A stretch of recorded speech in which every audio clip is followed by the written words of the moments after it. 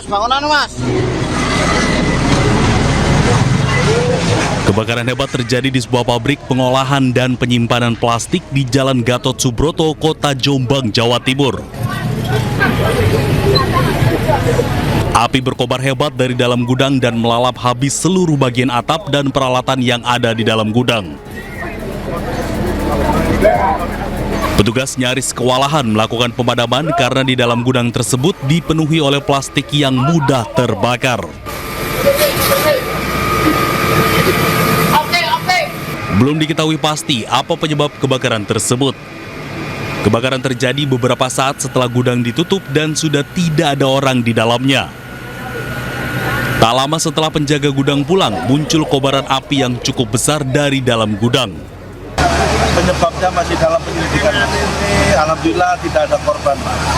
Sejauh ini ada berapa kendaraan ini dan pemadam yang diterjunkan dan dari PMK? Pemadam yang sudah datang ke sini kurang lebih 5 kendaraan damkar.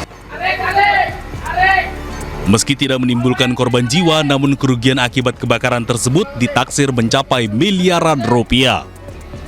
Dari Jombang, Jawa Timur, Muhtar Bagus, iNews melaporkan. 3 pria nekat mencuri kabel milik PLN di Kebonjeruk, Jakarta Barat. Setelah terpergok, ketiga pelaku ini langsung melarikan diri. Ada maling kabel nih.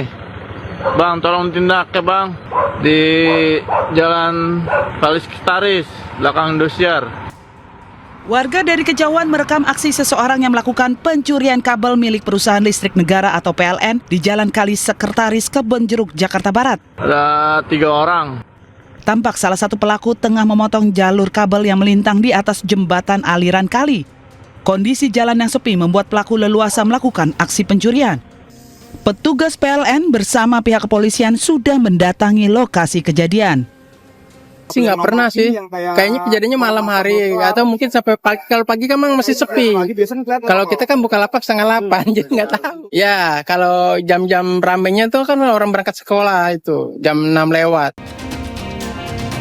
Saat ini kepolisian dari sektor Kebonjeruk dan Jatanras Polres Jakarta Barat masih melakukan penyelidikan terkait pencurian kabel di aliran kali Sekretaris. Dari Jakarta, Miftahul Gani, iNews melaporkan. Kita beralih ke Lumajang, Jawa Timur. Pemirsa, sempat terjadi letusan sekunder Gunung Semeru. Kondisi di sekitar jembatan Geladak Perak dipenuhi material lahar dan abu vulkanik. Pohon-pohon di pinggiran sungai juga terlihat mati akibat terkena material vulkanik.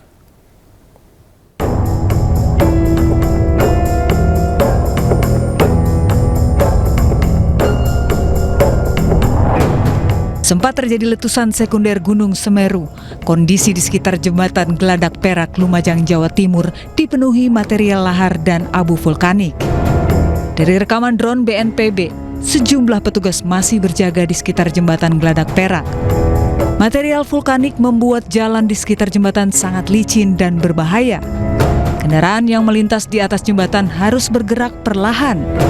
Ketebalan abu vulkanik mencapai 5 cm di sepanjang jalan. Kepulan asap putih juga masih terlihat di daerah aliran sungai di sekitar jembatan Geladak Perak. Selain itu, pohon-pohon di pinggir sungai juga terlihat mati akibat terkena material vulkanik.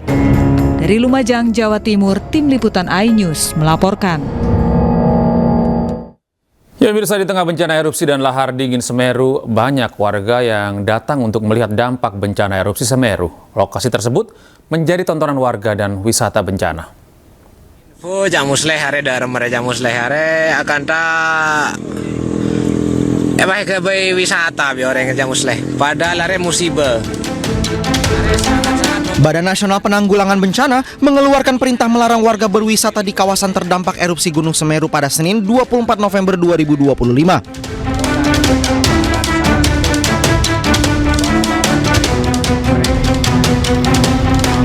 Agar larangan ini efektif, BNPB juga meminta agar pemerintah Kabupaten Lumajang, Jawa Timur bekerja sama dalam penyampaian perintah itu dengan memasang banner larangan di kawasan itu.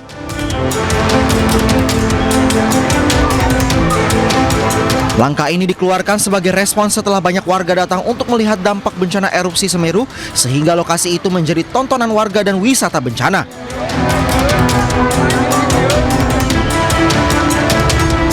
Hingga saat ini potensi awan panas hingga 4 km dari puncak dan bahaya lahar sejauh 20 km dari hulu sungai masih bisa terjadi.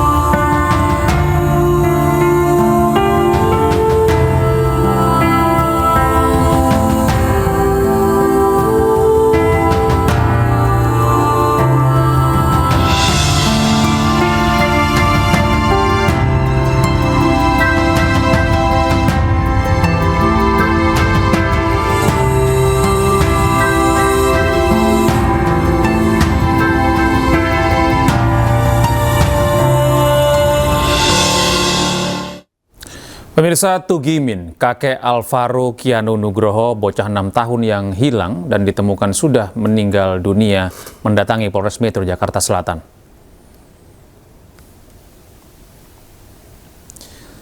Datang seorang diri, Tugimin tiba di Polres Metro Jakarta Selatan pada Senin petang. Tugimin mengaku kedatangannya ke Polres Jakarta Selatan untuk memenuhi panggilan dari polisi.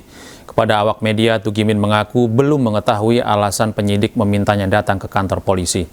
Kuat dugaan kedatangan Tugimin berkaitan dengan perkembangan terbaru kasus dugaan penculikan sekaligus pembunuhan Alvaro Kianu Nugroho.